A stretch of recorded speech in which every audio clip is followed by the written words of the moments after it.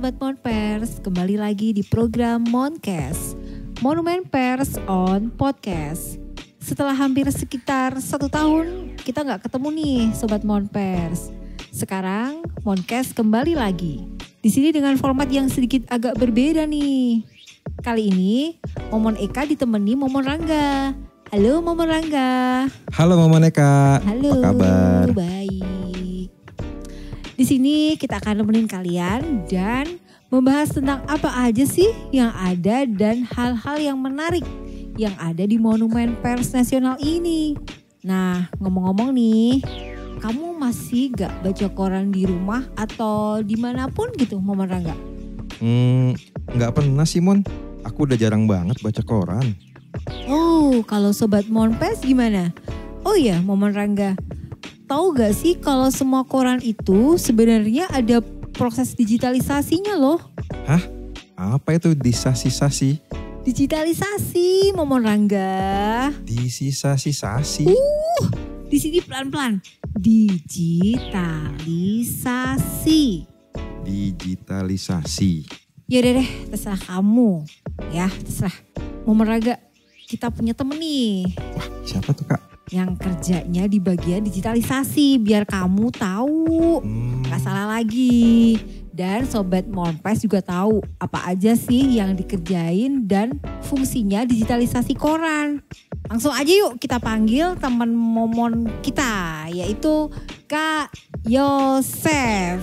Halo Kak, gimana kabarnya Kak? Baik, halo Kakak Momon Eka dan Kak Mon Rangga. Halo Kak. Hai. Nah, di sini Momon tuh kesel sama Momon Rangga yang selalu salah kalau ngomong digitalisasi. Bisa ya jelasin digitalisasi sendiri itu apa sih sebenarnya? Baik, untuk digitalisasi sendiri di Monumen Pers, jadi mengubah data raster ke dalam bentuk data vektor sesuai dengan pengelompokan yang dibuat berdasarkan objek yang sama. Jadi misalkan kalau di Monumen Pers sendiri, saya sendiri di bagian digitalisasi adalah pergantian format dari analog ke bentuk digital atau dalam bentuk fisik ke digital. Jadi tugas saya sendiri di digitalisasi di Monumen Pers itu saya memfoto atau mendigitalkan koran fisik ke digital yang nantinya bisa diakses teman-teman atau masyarakat yang berkunjung ke Monumen Pers bisa lihat koran-koran lama yang ada di Monumen Pers. Oh gitu ya Kak ternyata.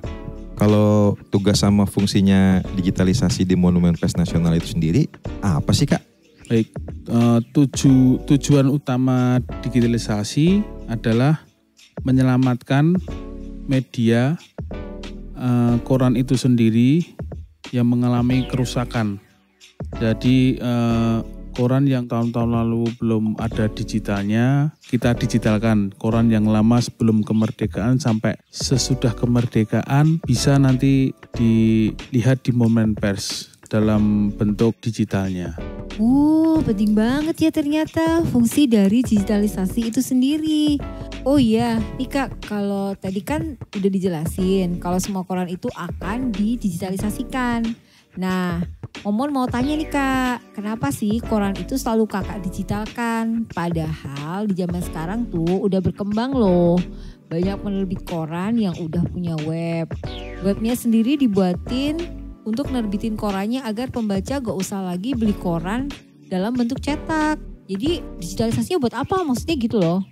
Ya, untuk digitalisasi sendiri menyimpan surat kabar yang rentan rapuh. Jadi yang prioritasnya udah lama gitu kali ya. Ya, yang udah lama. Ya. Jadi masyarakat sendiri kan mungkin belum tahu ya Kak ya, koran-koran dahulu tuh sudah terbit belum sih? Nah, jadi yang surat zaman yang belum kemerdekaan itu sudah ada belum sih surat kabarnya? Nah, bisa nanti di situ saya sendiri sebagai tugas di digitalisator itu kita menyelamatkan arsip-arsipnya di situ.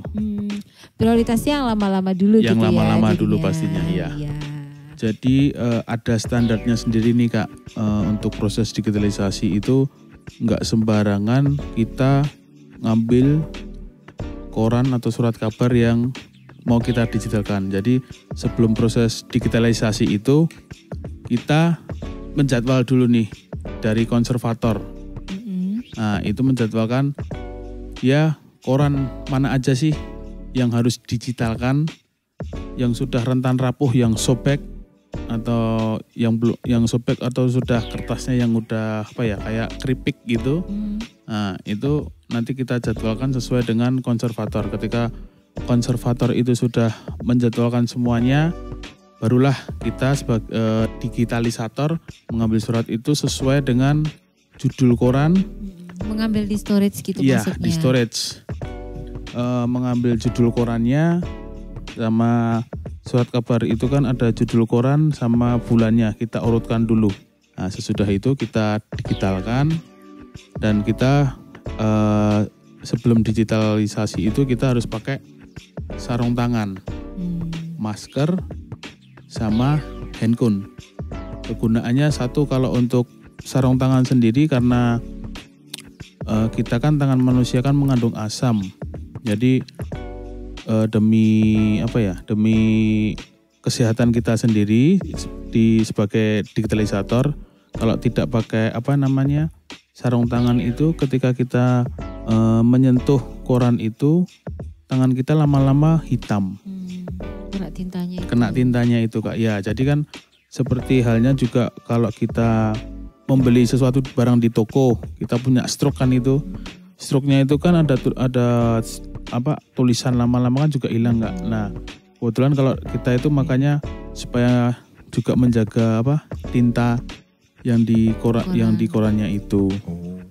Kalau untuk masker, walaupun dia sudah di konservator, sudah dibersih, tapi tetap masih ada debu, partikel-partikel nanti takutnya masuk. Jadi ngerti ya kita, Mon? Iya nih, aku jadi ngerti sekarang. Nah gitu tuh, gimana sekarang Sobat Monpes? Jadi tahu kan tugas dan fungsi digitalisasi koran di Monumen Pers Nasional. Oh begitu ya Kak Momoneka. Oke, episode selanjutnya kita bakal bahas topik-topik yang gak kalah seru nih. Stay tune terus ya Sobat Monpers. Tetap di Moncast, Monumen Pers on Podcast. See you, bye.